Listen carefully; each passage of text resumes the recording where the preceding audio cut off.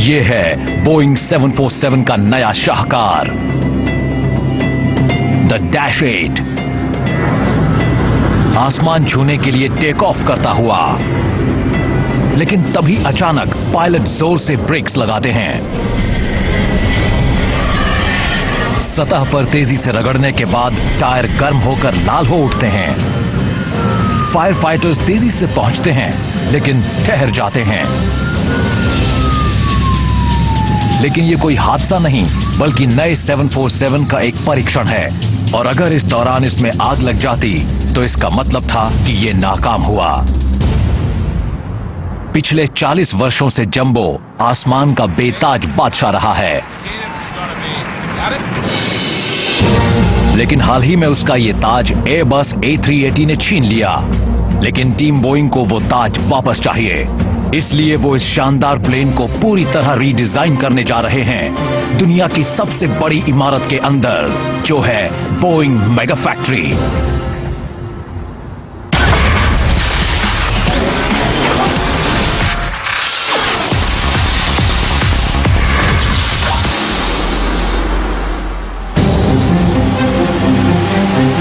तनाव भरे 5 मिनटों के बाद फायर क्रू ने ब्रेक्स को ठंडा किया।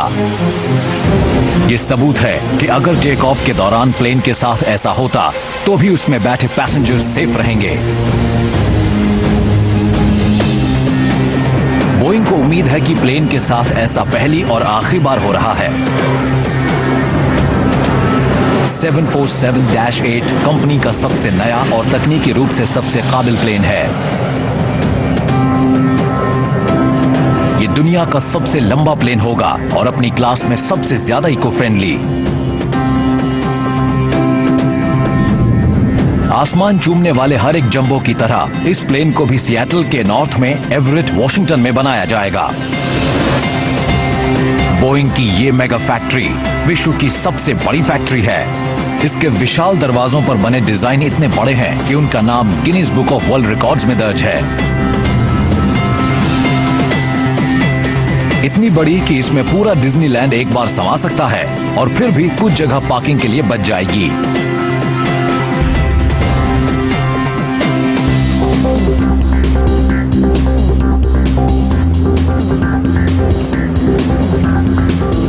ये सिर्फ एक फैक्ट्री ही नहीं, एक छोटा सा शहर है।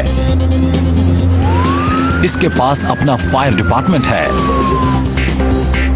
और अमेरिका की 7 सबसे बड़ी कॉफी शॉप्स भी।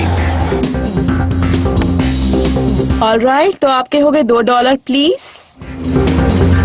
इस विशाल औद्योगिक फैक्ट्री में वर्कर्स आने जाने के लिए मजबूत ट्राइसिकल्स और बाइसिकल्स की मदद लेते हैं, और कईयों को तो इसके रास्तों से वाकिफ होने में महीनों लग जाते हैं।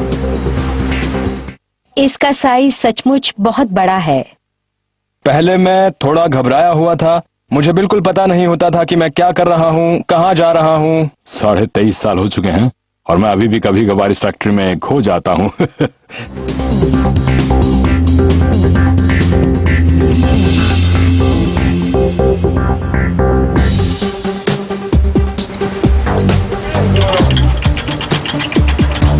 ये इमारत इतनी बड़ी है कि इसकी 11वीं मंजिल की छत पर बादल बनने लगते हैं,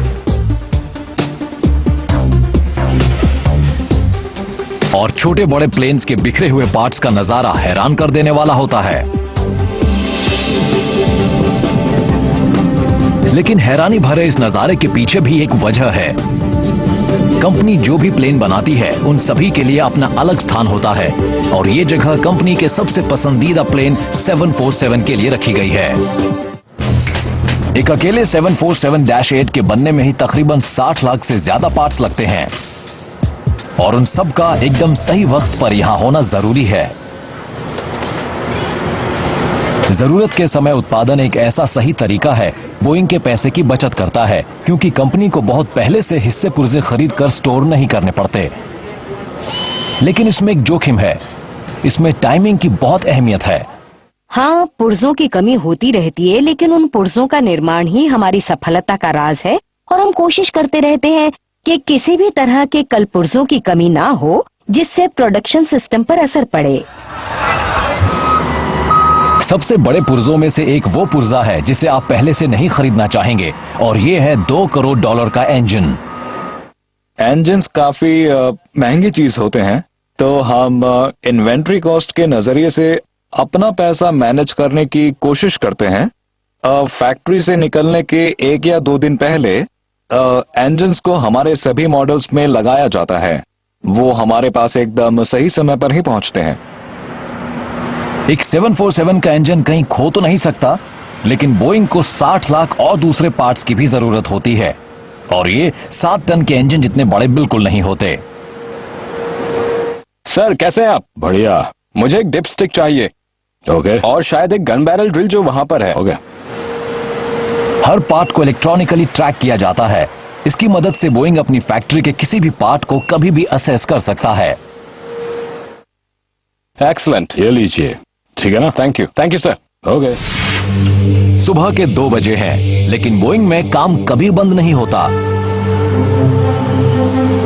दुनिया की सबसे विशाल इमारत में एक बहुत ही पेचीदा मनूवर चल रहा है।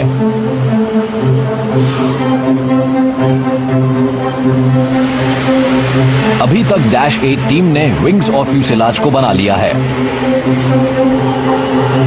अब वक्त है तमाम चीजों को आपस में जोड़कर इस -8 को जंबो जैसा रूप देने का।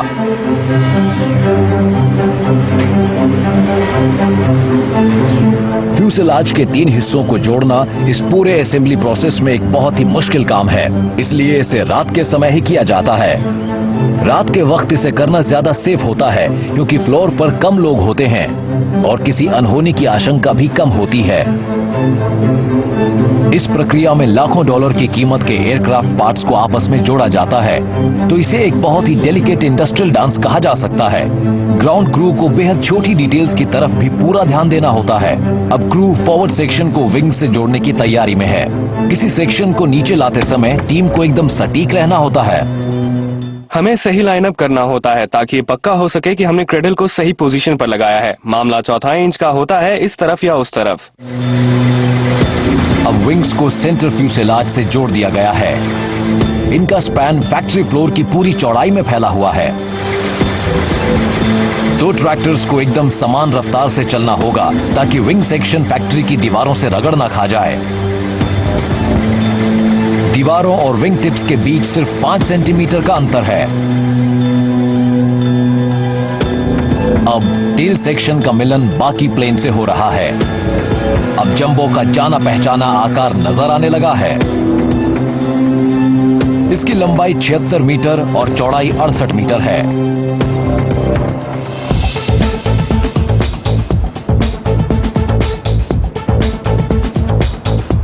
हजारों हाथों के एक साथ मिलने से ये प्लेन इस स्टेज तक पहुंचा है। इतने बड़े क्रू को मैनेज और ऑर्गेनाइज करना कोई आसान काम नहीं है, लेकिन बोइंग पिछले 40 सालों से भी ज्यादा समय से इस काम में खासी माहिर। अब वक्त है इसे पावर देने का। अब इसमें 4 बिल्कुल नए किस्म के इंजन लगाए जाएंगे। पुराना 747 इंजन प्रति घंटा 12,000 लीटर से भी ज्यादा फ्यूल का इस्तेमाल करता है। तेल के लगातार बढ़ते दामों के कारण सभी एयरलाइंस तेल की खपत को घटाने के तरीके खोज रही हैं। -8 की कामयाबी के लिए एक ज्यादा कार्यकुशल इंजन खोजना बेहद जरूरी है। General electric jet engine design के मामले में काफी आगे है। ये नए इंजन इस कंपनी द्वारा बनाए गए सबसे एफिशिएंट इंजन्स हैं। बोइंग ने जीई को इन इंजन्स को नए 747 के लिए ढालने की चुनौती दी, पर ये कम दाम में नहीं मिलने वाले। हर इंजन का दाम $2 करोड़ है और ये इंजन नए जंबो का अकेला सबसे महंगा उपकरण है, लेकिन ये अपने दाम को वसूल भी करते हैं। फैन ब्लेड्स और केसिंग में कंपोजिट मटेरियल्स का इस्तेमाल किए जाने से हर इंजन का वजन 180 किलो कम हो गया है। 4 से मल्टीप्लाई करने पर इसका वजन 10 एक्स्ट्रा पैसेंजर्स के बराबर हो जाता है। इंजन में फैन ब्लेड्स भी कम हैं और टर्निंग स्पीड्स भी। ये जीई द्वारा बनाए गए सबसे कम आवाज वाले इंजन हैं। इनकी एक खूबी और है, ये ईंधन की खपत कम करते हैं और ज्यादा दूरी भी तय कर सकते हैं। लेकिन ये ऐसा कैसे कर पाते हैं? सिर्फ 10% हवा का ही मिश्रण ईंधन के साथ होता है जो कंबस्शन चेंबर में जलती है। इससे कई टरबाइन्स चलती हैं जो आगे लगे बड़े से फैन को चलाती हैं। ये फैन बाकी 90% हवा को इंजन के पीछे पुश करके थ्रस्ट पैदा करता है। कम ईंधन इस्तेमाल करने के बावजूद ये चारों इंजन पूरी तरह भरे 747-8 को 1000 किलोमीटर प्रति घंटा से भी ज्यादा की रफ्तार से उड़ा सकते हैं।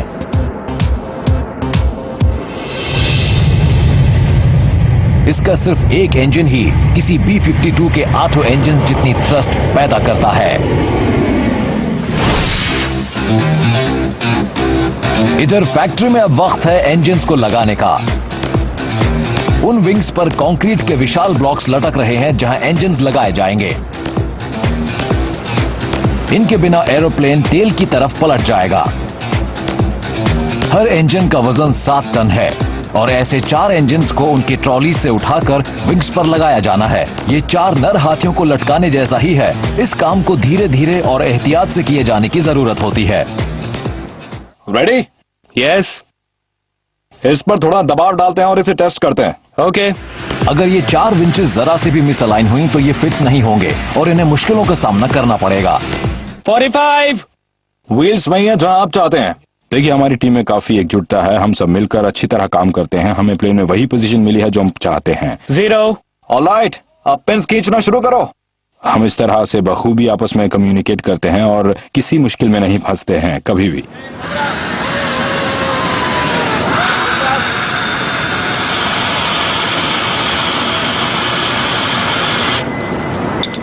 सेफ्टी के लिए हार्नेस का इस्तेमाल करें।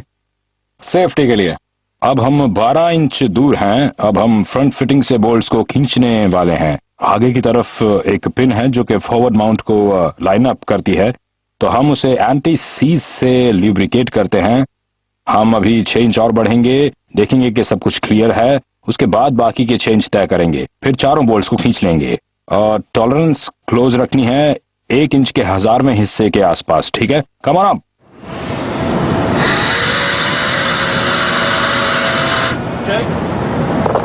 इन विशालकाय इंजन्स को सिर्फ 8 बोल्ट्स के सहारे लगा दिया जाता है। All 4 started. All grabbing.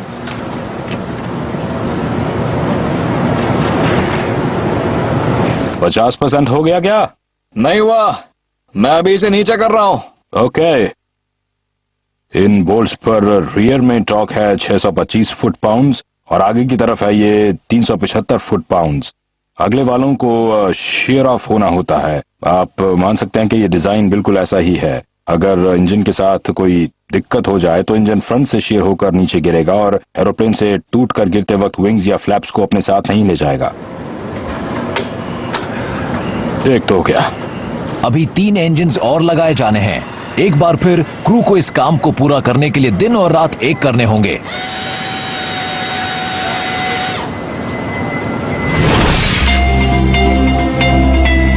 हफ्तों तक कड़ी मेहनत के बाद अब वक्त है इंजन को ऑन करने का।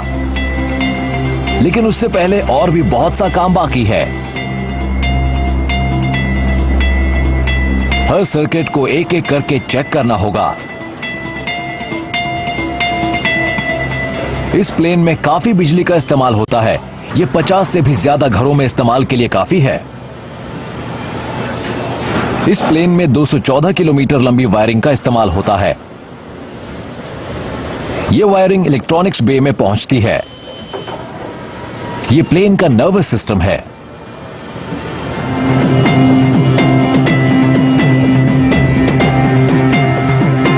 नई फ्लाई बाय वायर टेक्नोलॉजी को प्लेन में लगे कंप्यूटर कंट्रोल करते हैं, लेकिन ये पूरी तरह ऑटोमेटेड नहीं है। पायलट कंप्यूटर को ओवरराइड कर सकता है और अगर कोई गड़बड़ हो जाए तो कई बैकअप प्रणालियां भी मौजूद हैं।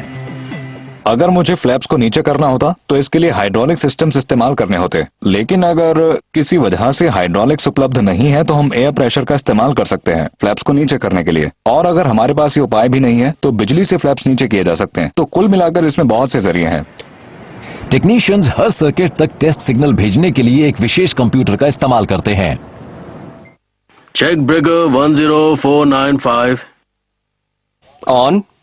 Okay, kilo 2 Bravo 24 and Bravo 21. Off. और अब इम्तिहान का पल आ पहुंचा है। अब फैक्ट्री पावर सप्लाई के जरिए पहली बार प्लेन को इलेक्ट्रिसिटी दी जाएगी।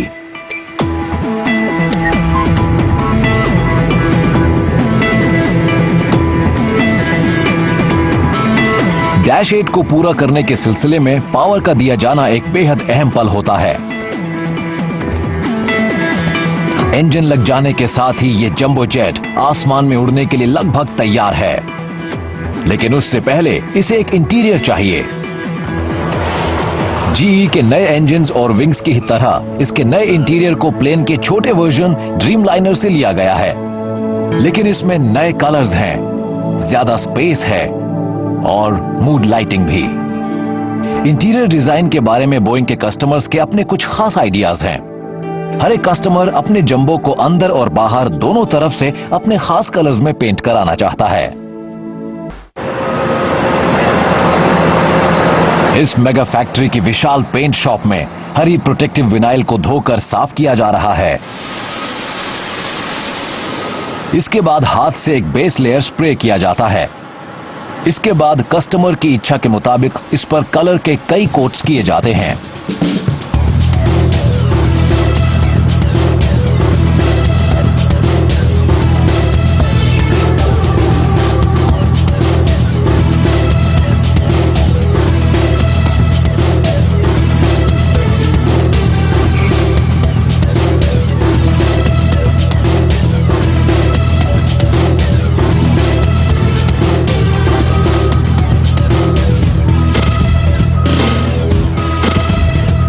इन्हें कलर लेयर्स की तादाद के सिलसिले में एहतियात बरतनी पड़ती है।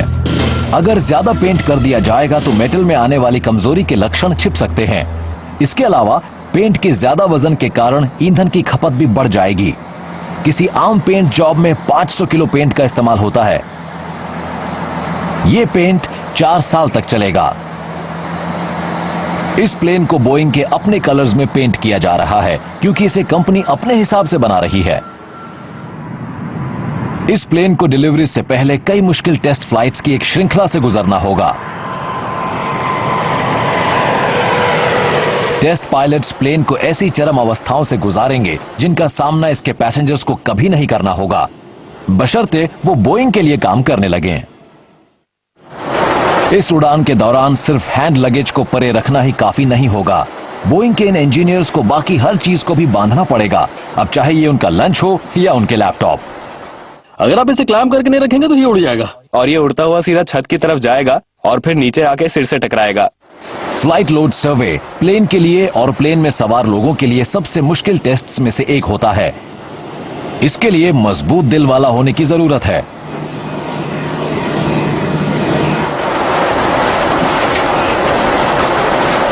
दिखने में भले ही ये हंसी मजाक लगे, लेकिन ये बहुत गंभीर मामला है। फ्लाइट लोड सर्वे में पूरे प्लेन में वजन की जांच की जाती है।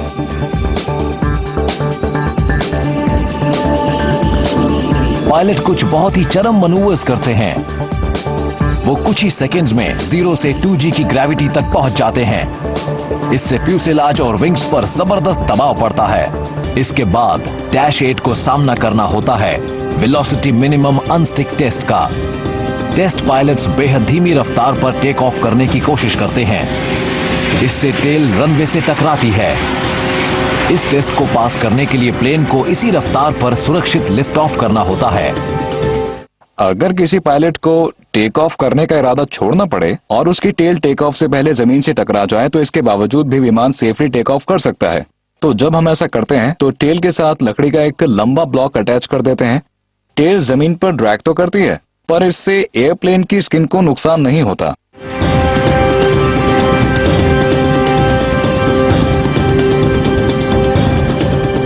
इसके बाद इस नए जेट का फ्लटर टेस्ट होता है।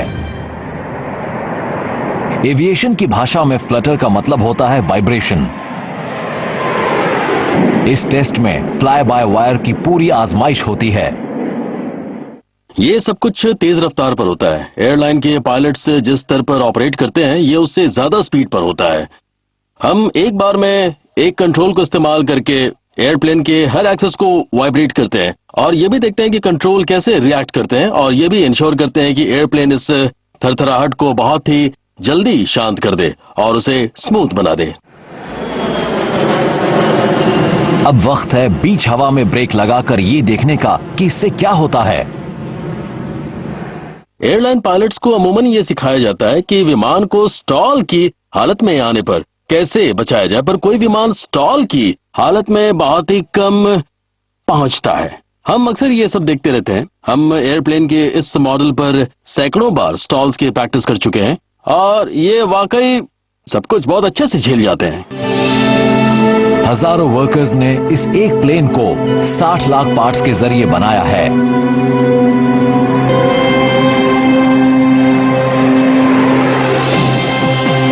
इसने पायलट्स की हर चुनौती का बखूबी सामना किया। इसने निर्माण में हो रही देरियों और डेडलाइंस का भी मुकाबला किया। अगर आप सिर्फ 33 करोड़ 30 लाख डॉलर खर्च करें तो एक नया बोइंग 747-8 आपका हो सकता है। दुनिया की सबसे बड़ी इमारत, ये मेगा फैक्ट्री अपना 3381वां एयरक्राफ्ट डिलीवर कर रही है। बेशक इसमें थोड़ी देर हुई, लेकिन हम कह सकते हैं कि इंतजार का फल मीठा रहा। नया 747-8 अब फिर से आसमान का बेताज बादशाह बनने के लिए तैयार है।